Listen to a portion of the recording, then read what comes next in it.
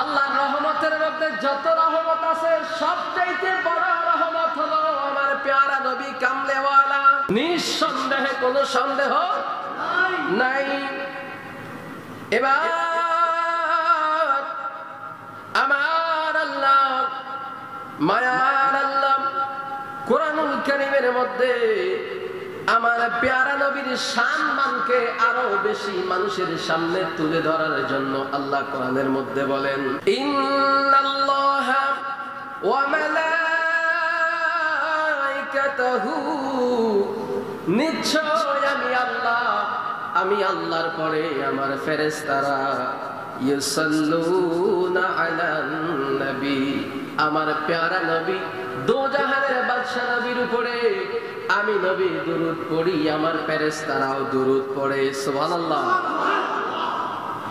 এরপরে আল্লাহ বলেন, ইয়া আইয়ুহাল্লাযীনা আমানু, ও জগতের ঈমানদারেরা, যারা বেঈমান তাদেরকে আল্লাহ বলে নাই, আল্লাহ বলে ও জগতের ঈমানদারেরা, আমানু সাল্লু আলাইহি, তোমরাও আমার নবীর উপরে দুরূদ পড়ো। আল্লাহরে যদি বলি আল্লাহ দুরূদ পড়লাম, আমার কিছু করা লাগবে কিনা?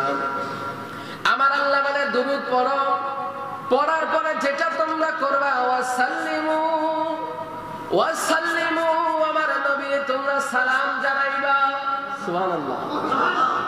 আল্লাহরে যদি বলি আল্লাহ তোমার নবীরে, আমার নবীরে কেমনে সালাম দিব, কেমনে দিলে ভালো হবে? আল্লাহ কয় তাসলিমা, নবীরে সাধারণ মানুষের মতো সালাম দিলে হবে না, আমি আল্লাহ জানায়া দিলাম উত্তম রূপে উত্তম ভাবে আমার প্যারা নবীরে তোমরা সালাম জানায়া দিবা। সব বিস্তারিত আল্লাহ জানায়া দিলেন। এবার আসুন, আল্লাহর নামাজ পড়া লাগে না, রোজা রাখা লাগে না, যাকাত দেওয়া লাগে না, হজ করা লাগে না, জিকির করা লাগে না, আল্লাহর কোনো ইবাদত বন্দেগীর প্রয়োজন হয় না। তাহলে আল্লাহ কেন নবীর উপরে দুরূদ পড়ে? এক নাম্বার, আল্লাহর দুরূদের অর্থ হলো আমার নবীজির উপর খাস রহমত বর্ষণ করা। সুবহানাল্লাহ। আল্লাহর দুরূদের অর্থ হলো নবীর উপরে আল্লাহর খাস রহমত বর্ষণ করা এবং আমার প্যারা নবীর সম্মান বুলন্দ করা, বৃদ্ধি করা। এটা হলো আল্লাহর দুরূদের অর্থ। আর বলবেন হুজুর ফেরেশতাদের তো কোনো গুনাহ নাই, ফেরেশতাদের তো ইবাদতের দরকার নাই, ফেরেশতারা কেন নবীর উপরে দুরূদ পড়ে, কেন পড়বে? এবার হলো ফেরেশতাদের দুরূদ হইল আমার নবীর সম্মান বৃদ্ধি করার প্রার্থনা করা আল্লাহর কাছে। ফেরেশতারা দুরূদের মাধ্যমে আল্লাহর কাছে নবীর সম্মান বৃদ্ধি করার প্রার্থনা করে। এবার 3 নম্বরে আল্লাহ যে বললেন মুমিন ও ঈমানদারেরা তোমরাও দুরূদ পড়ো আমার নবীর উপর। এই মুমিনদের দুরূদ পড়ার কথা আল্লাহ কেন বলেছেন? মুমিনগণের দুরূদের অর্থ হলো নবীজির জন্য রহমত কামনা করা এবং নিজেদের গুনাহগুলা খণ্ডন করা, নিজেদের গুনাহগুলা নবীর দুরূদের উসিলায় মাফ চাওয়া। এই 3 প্রকার। আল্লাহর দুরূদ হলো রাসূলের সম্মান বৃদ্ধি করা, রাসূলের উপরে খাস রহমত বর্ষণ করা। ফেরেশতাদের দুরূদ হলো নবীজির জন্য নবীজির সম্মান বৃদ্ধি করা। মুমিনের দুরূদ হলো নিজেদের গুনাহ খণ্ডন করা, নবীজির দুরূদের মাধ্যমে নিজেদের গুনাহ মাফ চাওয়া। এটা হলো দুরূদের অর্থ।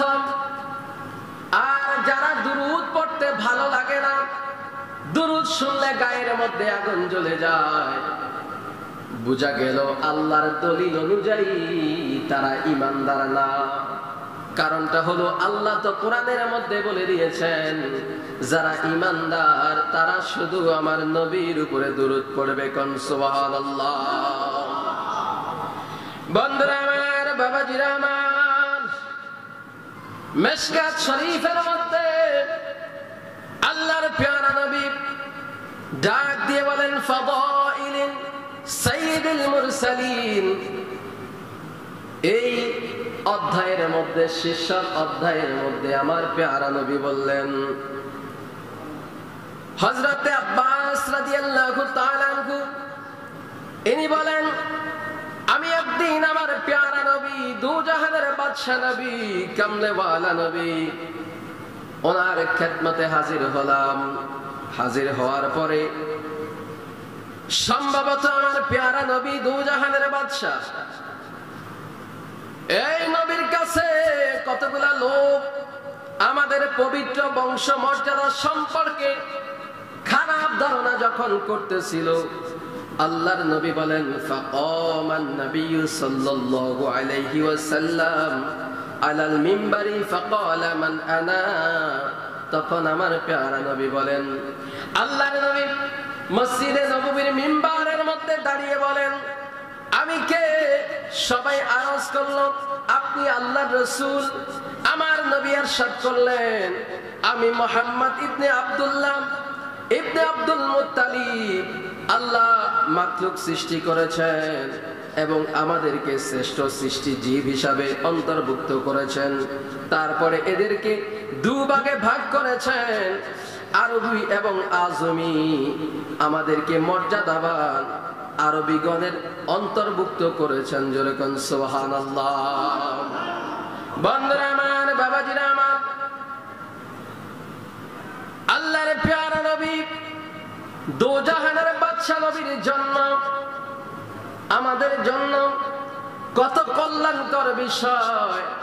এই নবীর জন্মের মধ্যে আমরা যদি আল্লাহর শুকরিয়া আদায় করি, আমাদের গুনাহ হবে না, বরঞ্চ আমাদের সওয়াব হবে। সওয়াব হবে, গুনাহ হবে না। কেন গুনাহ হবে না? আপনাদেরকে যদি আমি জানিয়ে দেই কেন গুনাহ হবে না। কারণ আমার আল্লাহ আসমানের মধ্যে যখন সমস্ত নবীদেরকে ডাক দিয়ে, আসমানের মধ্যে আমার আল্লাহ ফেরেশতা এবং নবীদেরকে আল্লাহ ডাক দিয়ে বলছেন, ও নবীরা, তোমাদেরকে আমি আল্লাহ জানিয়ে দিলাম, আমি একজন হাবিবুল্লাহ সৃষ্টি করেছি। আমি আল্লাহর বন্ধু, তোমরাও আমি আল্লাহর বন্ধু। কিন্তু তোমাদেরকে দুনিয়ার জমিনে পাঠাবো আগে, আমার হাবিবুল্লাহরে পাঠাবো পরে। এই হাবিবুল্লাহর ক্যাম্বাসারি তোমরা করবা কিনা? যদি করো, তোমাদেরকে নবুয়তি দিয়া দুনিয়ার জমিনে প্রেরণ করব। ওই সময় এক বাক্যে সমস্ত পয়গম্বররা বলেছে, ওই রাহমাতাল লিল আলামিন জিনার উসিলা করে আপনি আমাদেরকে বানিয়েছেন, ওই নবীর ক্যাম্বাসারি দুনিয়ার জমিনের মধ্যে গিয়ে করব। কোন সুবহানাল্লাহ। বন্ধুরা আমার, তার প্রমাণ পাওয়া যায় হযরতে আদম আলাইহিস সালাম পৃথিবীর জমিনে সর্বপ্রথম যিনি আগমন করেছেন। এই আদম নবী দুনিয়ার জমিনে আগমন করে, দুনিয়ার জমিনে আসার পরে ওনার সন্তানাদি হলো। এবার ওনার সন্তান বিশেষ করে হযরতে শীস আলাইহিস সালামকে ডাক দিয়ে বলছেন, শীস, আমি আদম নবীর পরে আমার আল্লাহ তোমারে নবুয়তির দায়িত্ব প্রদান করবে, তোমাকে নবী বানাবে। কিন্তু তুমি নবী হওয়ার আগে আমার কিছু ওসিয়ত আছে। উনি বলছেন, কি ওসিয়ত বাবা? এবার আদম নবী বলেন, আকবালু আদামু আলা ইবনিহি শীশা, ও আমার সন্তান, ও আমার সন্তান শীস। ফাকালা আই বুনাইয়া আনতা খলিফাতি মিন বাদি, আমার পরে আমার আল্লাহ একজন পয়গম্বর দুনিয়ার জমিনে পাঠাবে। সুবহানাল্লাহ। আদম নবী সন্তানদের ডাক দিয়া কয়, একজন পয়গম্বর আমার পরে বলতে উনি বুঝিয়েছেন যে সব নবীদের শেষে একজন নবী আসবে। 1,24,000 মতান্তরে 2,24,000 পয়গম্বরের মধ্যে যিনি সর্বশেষ। মা কানা মুহাম্মাদুন আবা আহাদিম মির রিজালিকুম ওয়ালাকিন রাসূলুল্লাহি ওয়া খাতামান নবিয়্যিন। সব নবীদের পরে আসবেন আদম নবী। কয় ওই নবীরে না বানাইলে আমার আল্লাহ লাউলা কালামা খালাকতুল আফলাক কোনো কিছুই বানাইতো না। আমি আদম নবীরে বানাইতো না, তোমার মা হাওয়ারে বানাইতো না, তুমি শীষ পয়দা হইতা না। ওই নবী দোজাহানের বাদশা নবীর ক্যাম্বাসারি তুমি করবা। ফাকুল্লামা যাকারতাল্লাহা তুমি জিকির করবা ওই নবীর। ফাজকুর ইলা জামবিহি ইসমা মুহাম্মদ সাল্লাল্লাহু আলাইহি ওয়াসাল্লাম। ওই মুহাম্মদুর রাসূলুল্লাহ সাল্লাল্লাহু আলাইহি ওয়াসাল্লামের ক্যাম্বাসারি করবা। এবার শেষ নবী ডাক দেয়া কয় বাবা গো, ওই নবী তো এখনো দুনিয়াতে আসা অনেক দেরি। সমস্ত নবীরা আসার পরে ওই নবী আসবে, কিন্তু এই নবীরে আপনি কেমনে চিনলেন? আদম নবী কয় ও আমার সন্তান, যখন আমি আদম মাটি এবং পানির খামিরের মধ্যে আমি যখন তখনও নবী হয় নাই, আল্লাহ আমারে সৃষ্টি করতেছে। সৃষ্টি করতে করতে আমার আল্লাহ যখন আমার ভিতরে রূহ প্রবেশ করাইছে, আমি নজর করে দেখলাম আল্লাহ পাকের আরশ আজিমের মধ্যে আল্লাহর নামের সাথে নবীজির নাম মোবারক লেখা। সুবহানাল্লাহ। আমি তখন জিজ্ঞেস করলাম, আমার আল্লাহ এই নবীর পরিচয় দিয়েছে, জান্নাতে বসবাস করার জন্য দিয়েছে। জান্নাতের প্রত্যেকটা দরজায় জানালায় আল্লাহর নামের সাথে ওই নবীর নাম। জান্নাতের প্রত্যেকটা গাছের পাতায় পাতায় ওই নবীর সাথে আল্লাহর নামের সাথে নবীজির নাম। তখন আল্লাহর কাছে পরিচয় পেয়েছি, এই নবী যদি আল্লাহ না বানাইতো আমি আদমের কোনো অস্তিত্ব থাকতো না। যেরকম মারহাবা। বন্ধুরা আমার, বাবাজিরা আমার, আল্লাহর প্যারা নবীর মিলাদুন নবীর শুকরিয়া কিভাবে আদায় করতে হবে? ওয়া ইন্নাহু আলাইহিস সালাতু ওয়াস সালাম কানা ইয়াযকুরু মিলাদা নাফসিহি বিল ইবাদাতি শুকর। কিভাবে আল্লাহর শুকরিয়া আদায় করব? আমার প্যারা নবী দোজাহানের বাদশা তার মিলাদকে ইবাদতের দ্বারা শুকরিয়া স্বরূপ স্মরণ করতেন। আমার প্যারা নবী নিজের মিলাদকে ইবাদত দিয়ে শুকরিয়াতান হিসাবে স্মরণ করতেন ইবাদতের মাধ্যমে। নবী নিজে মিলাদুন নবীতে ইবাদত করতেন। আমরা অনেক সময় নিজেরা শুকরিয়া আদায় করি, কি বলি? আল্লাহ ভালো রাখছে আলহামদুলিল্লাহ, ঠিক না? আল্লাহ আমাকে এত টাকার মালিক বানিয়েছে আলহামদুলিল্লাহ। হ্যাঁ, আল্লাহ আমাকে বিভিন্ন ভাবে আমরা কি করি? শুকরিয়া আদায় করি। তেমনি ভাবে আমার রাসূলুল্লাহ সাল্লাল্লাহু আলাইহি ওয়াসাল্লাম আল্লাহর শুকরিয়া আদায় করতেন ইবাদতের মাধ্যমে। অনেকে বলে মিলাদুন নবীতে ইবাদত করা কোনো প্রমাণ নাই, দলিল নাই, বলে কিনা? যে মানবে তার জন্য একটা দলিল যথেষ্ট। যে মানবে না তাকে যদি 1000 দলিলও দেন কাজ হবে না।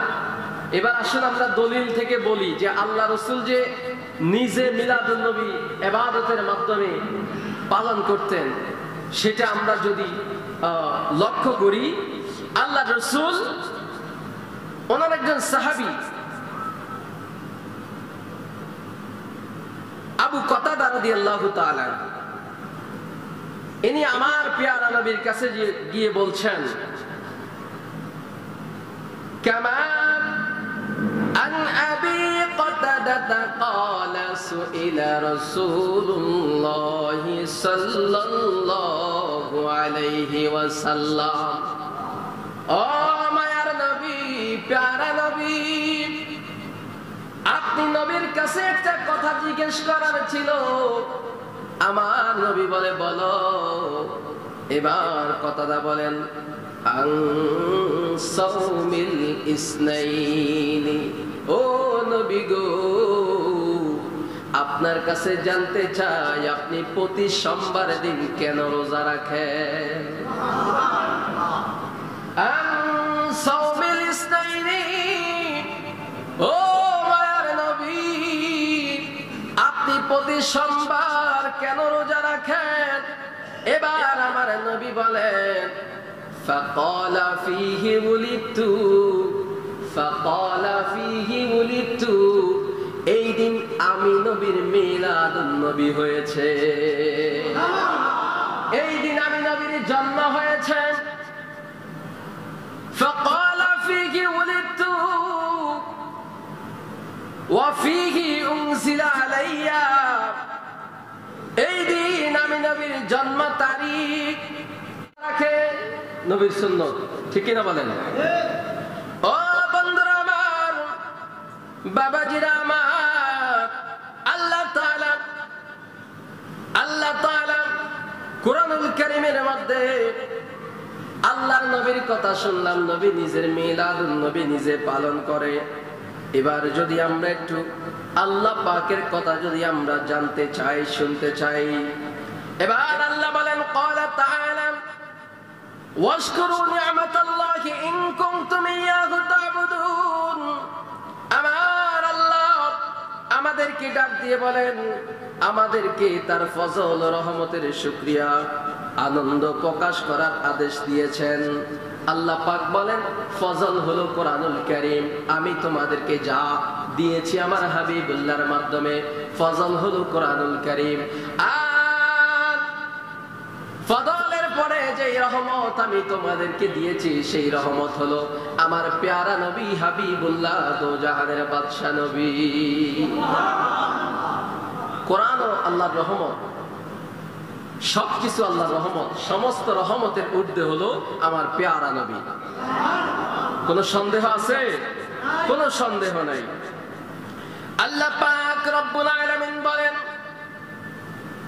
সূরা তাওবার মধ্যে আল্লাহ 128 নম্বর আয়াতের মধ্যে বলেন লাকাদ জাআকুম রাসূলুম মিন আনফুসিকুম আজিজুন আলাইহি মা আনিতুম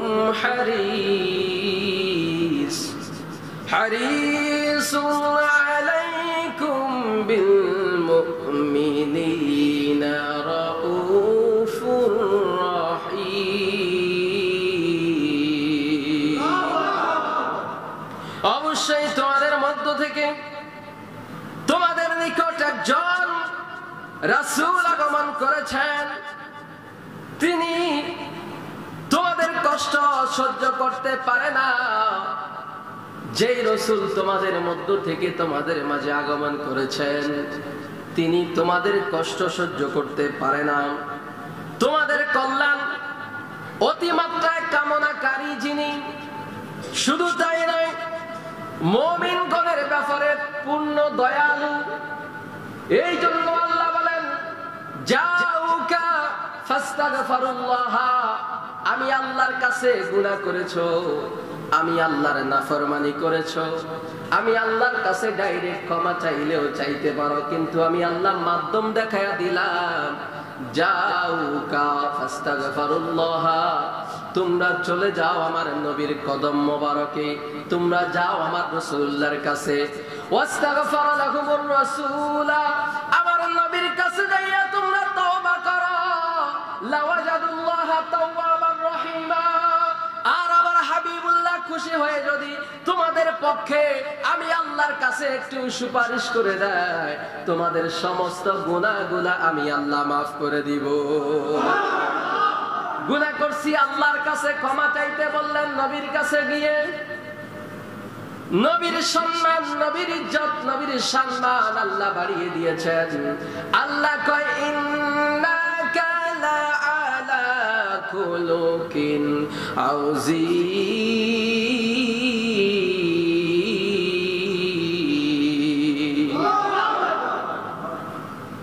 নবীর মতো আদর্শবান, নবীর মতো চরিত্রবান পৃথিবীর জমিনে আর কেউ নাই।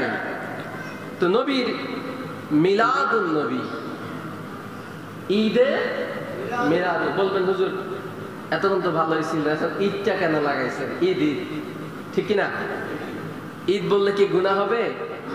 ঈদ কাকে বলে? বাংলা ভাষায় আপনারা যেটা বুঝেন আর কি, ঈদ মানে খুশি, ঈদ মানে খুশিটা বাংলা ভাষায় আপনারা বুঝলেন। ঈদ মানে হলো খুশি। তো একজন বলছে ঈদুল আজহা ঈদুল ফিতর দুই ঈদে নামাজ আছে, আছে না? 2 রাকাত নামাজ 6 তাকবীরের সহিত। তো এই ঈদে যদি এটা ঈদে হবে তাহলে নামাজ কই? যদি এটা ঈদ হয় তাহলে কি কই? নামাজ কই? আসলে ঈদ হলে যে নামাজ শর্ত এটা কিন্তু কোথাও লেখা নাই। ঈদ নামাজ, ঈদের দিন যে নামাজ হইতে হবে এটা শুধু 2 ঈদের ক্ষেত্রে, ঈদুল ফিতর ঈদুল আজহা, এই 2 ঈদের মধ্যে নামাজ আল্লাহ ওয়াজিব করেছেন। এছাড়াও আরো ঈদ আছে যেটা ব্যাককলরা বুঝে না। ব্যাককলরা বুঝার পরেও নিজের দম নিজের ক্ষমতা টিকে রাখার জন্য মিথ্যা বানোয়ার কথাগুলো মানুষকে বলে। আজকে কি বার? কথা বলে আজকে কি বার? আজকের দিনটা ঈদের দিন। আজকের দিন কিসের দিন? ঈদের দিন। তোমরা তো বলছো 2 ঈদ ছাড়া কোনো ঈদ নাই, আজকের দিন ঈদের দিন, ঠিক কিনা?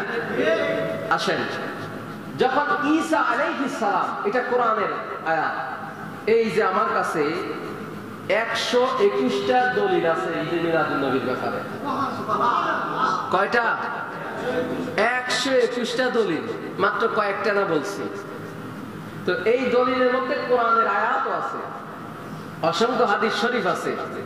এখানে ঈসা নবী যখন ওনার কওমের লোকদের জন্য জান্নাত থেকে খাবার পাঠানোর কথা আল্লাহর কাছে বলেছিলেন, এটা কোরআনের আয়াত, কোরআনের আলোচনা।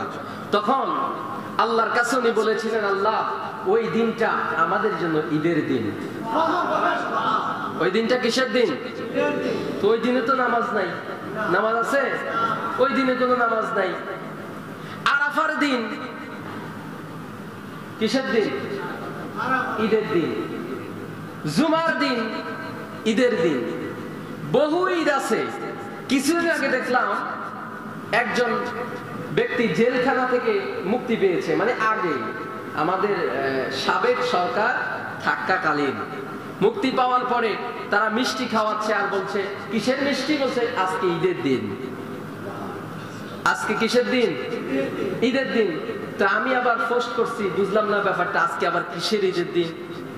কারণ এটা তো উনি জেলখানা থেকে ছাড়া পাইছে, ওনার অনুসারীরা মিষ্টি মুখের মধ্যে জোর করে ঢুকিয়ে দিয়ে রাস্তা রাস্তা বলছে আজকে ঈদের দিন। তোমার হুজুর যদি জেলখানা থেকে ছাড়া পাওয়ার পরে তোমরা আনন্দ উল্লাস করে ঈদের দিন পালন করতে পারো, তোমার হুজুরের কোনো অস্তিত্ব থাকতো না আমার প্যারা নবী যদি না আসতো।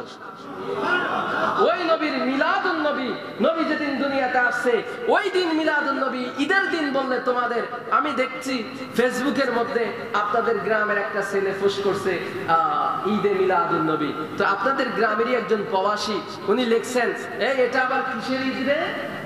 নাউজুবিল্লাহ বলেন না। উনি লিখছেন যে এটা আবার কিসের ঈদ? তো এই ছেলে বলছে এটা আপনি বুঝবেন না, কারণ সেইভাবে সরল সোজাভাবে উত্তর দিয়েছে, এটা আপনি বুঝবেন না। তা আমি ভাবছি যে আমি একটু কমেন্টস করি, পরে ভাবলাম দরকার নাই, কারণ তারে আমার আগে চিনা হয়ে গেছে। কথা বুঝতে পারছেন না? এই জন্য এটা আবার কিসের দিন যদি বলবে তার ইমান তালাক হয়ে যাবে। স্পষ্ট ভাষা। নবী দুনিয়াতে আসছে, আমরা বেজার না খুশি? যখন বেজার না খুশি? কেন বুঝেন না? সোজা ভাষায় এই খুশিটাকে ঈদ বলা হয়। এই খুশিটাকে কি বলা হয়? ঈদ বলা হয়। কত দলিল লাগে ফেসবুকে লেখালেখি কইরা। ওই আবার এটাও লেখছে যে আমি যেই দেশে থাকি ওই দেশে নবীর বাড়ি, তো ওই দেশে তো ঈদ নিয়ে কোনো মাতামাতি নাই। উনি বলছেন এই দেশে এগুলো নিয়ে কোনো কি নাই, মাতামাতি নাই। তুমি কি জানো সৌদি আরবের মধ্যে কখন ঈদ হয়, কোন জায়গায় ঈদে মিলাদুন নবী হয়? ঈদে মিলাদুন নবী বাদেও তাদের নির্দিষ্ট একটা দিন আছে। আমি তথ্যগুলা সব সংগ্রহ করে আগামী জুমায় বলবো। তারা ঈদের দিন হিসাবে ঈদ বাদে একটা দিন পালন করে।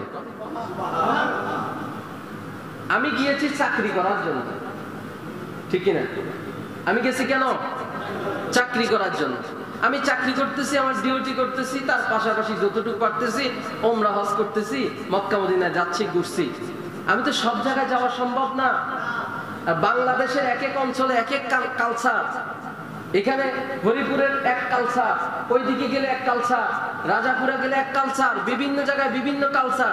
একটা বাংলাদেশের এই ছোট্ট একটা রাষ্ট্রের মধ্যে যদি এক এক জায়গায় এক এক কালচার হয়ে থাকে, সৌদি আরবের একটা জায়গায় গেলে তুমি মিলাদুন নবী দেখো নাই, পাও নাই, আর অন্যান্য জায়গাগুলোতে মিলাদুন নবী আছে না আছে তদন্ত করল না, এইটা নিয়ে মন্তব্য করা বোকামি ছাড়া আর কোনো কিছু না।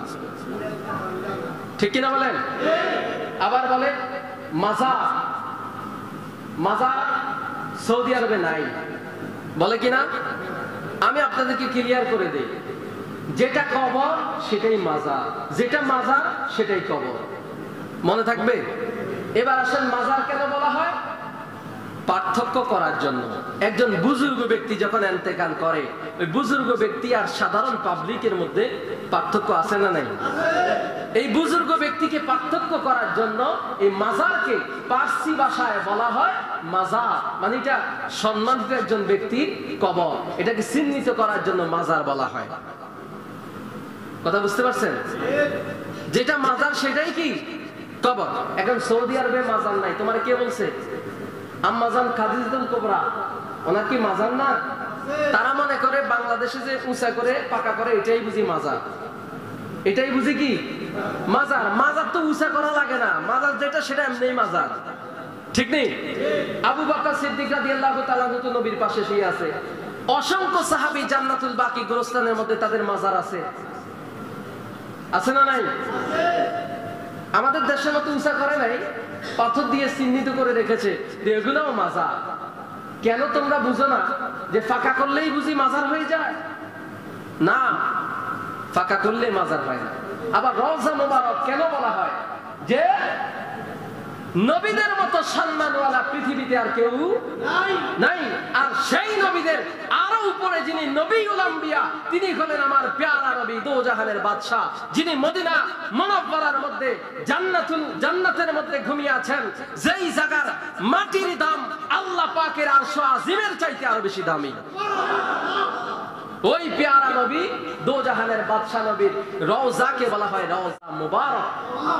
তারপরেও কোন হুজুররা কয় আমরা তো রওজা মুবারক কোথাও লেখা পেলাম না, আমি বলবো তোমার চোখ অন্ধ। কারণ রওজা মুবারকে যে শিক্ষিত মানুষগুলা যায়, আরবি পড়তে পারে, তাদেরকে বলবো আপনি যাবেন, যাওয়ার পরে রওজা মুবারকের মধ্যে মসজিদে নববী এবং রওজা মুবারকের মাঝখানে একটা জায়গা আছে, রাসূলুল্লাহর হুজরা মুবারকের মাঝখানে যেই জায়গাটা, এটাকে বলা হয় রওজাতুম মিন রিয়াজিল জান্নাহ। স্পষ্টভাবে উপরের মধ্যে লেখা আছে, সুবহানাল্লাহ বলে। আমরা দেখি না, আমরা দেখি না, ঠিক কিনা বলেন? তো মানুষের ঈমান নিয়ে সিনিমিনি, মানুষ তো সহজ সরল বুঝে না। মিলাদুন নবী, এটার সাথে যদি ঈদ লাগানো হয় কারো গুনাহ হবে না। যদি কারো গুনাহ হয় সমস্ত গুনার দায় আমি নিলাম। কেউ যদি মিলাদুন নবীর আগে ঈদ লাগানোর কারণে কারো গুনাহ হয়, আমি এই মসজিদের মিম্বরের মধ্যে দাঁড়িয়ে বলছি সমস্ত গুনার ভার আমার। রাসূলুল্লাহর আগমনে যারা খুশি হতে পারে নাই, তারা ঈমানদার দাবি করতে পারবে না। আর খুশি তারাই হবে যারা ঈদ বলে স্বীকার করে নেবে, ঠিক কিনা বলেন? কারণ ঈদ অর্থটা তুমি ব্যাখ্যা করো না, তর্জমা করো না, এত ফালাফালি করো কেন? তুমি কি আরবি পড়তে পারো? তুমি গুগলে সার্চ দাও, ইউটিউবে দেখে দেখে তুমি বড় মুফতি মুহাদ্দিস হয়ে যাও। কেন? মাদ্রাসায় পড়ো, একটু জ্ঞান অর্জন করে তারপর একটা লোকের সাথে বসো, ঠিক কিনা বলেন? আল্লাহ আমাদেরকে হেদায়েত দান করুক, বলি আমিন। মনে রাখতে হবে এটা রবিউল আউয়াল মাস, এই মাসে আমার প্যারা নবী আগমন করেছে, ঈমানদারের জন্য আনন্দের মাস। তোমাদের হুজুররা বিভিন্ন জায়গায় ধরা খাইয়া যখন জেলে ঢুকে বাইর হওয়ার পরে তোমরা ঈদ পালন করো, জিলাপি মিষ্টি বিতরণ করো, তখন অসুবিধা হয় না। আর তোমরা বলো মিলাদুন নবীর তাবারক পায়খানা, নাউজুবিল্লাহ জোরে কও। তোমরা তো নিজেরাই পায়খানা খাওয়াচ্ছ নাকি? নিজের ফতোয়া নিজের উপরে গেছে নি? কেন এগুলা নিয়ে বাড়াবাড়ি? নবীকে যদি আল্লাহ নূর দিয়ে সৃষ্টি করে এটা আল্লাহর ব্যাপার। নবী যদি নূরের হয় তাও আমরা মানি। আমরা কি নবীরে যদি আল্লাহ নূর বাদে অন্য কোনো জিনিস দিয়ে বানায় তাও নবীরে মানি। এটা নিয়ে মারামারির কোনো কিছু নাই। এই নবীর ঈদে মিলাদুন নবী এটা নিয়েও মারামারির কোনো কিছু। আপনার মন চাচ্ছে না, আপনি করতেছেন না। আপনার মন চাচ্ছে, আপনি করতেছেন। কেন মারামারি করতে হবে? আমি বুঝতে, একটা লোক ঈদে মিলাদুন নবী লেখছে, আমি সেখানে কেন বাজে কমেন্টস করতে হবে? আমি এটা সম্পর্কে জ্ঞান থাকতে হবে তো, আমার ধারণা থাকতে হবে তো। আল্লাহ আমাদেরকে সঠিক বুঝদান করার তৌফিক দেন, বলি আমিন। ওয়া আখির দাওয়ানা আনিল হামদুলিল্লাহ। জুমার 4 রাকাত সুন্নাত নামাজ আদায় করেন।